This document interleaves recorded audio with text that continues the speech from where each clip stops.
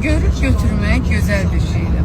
Ama ele götürüp ki demesinler ki bu Temu'dan gelmiş varyantı. Əməkdar artist Dilarə Əliyeva atmacalı paylaşım edib. Aktrisa üstünüzə götürməyin deyə qeyd etsə də sözləri diqqət çəkib. Görüb götürmək yaxşı şeydir, amma elə edin ki, sizə bu Temudan gəlmiş variantdır deməsinlər.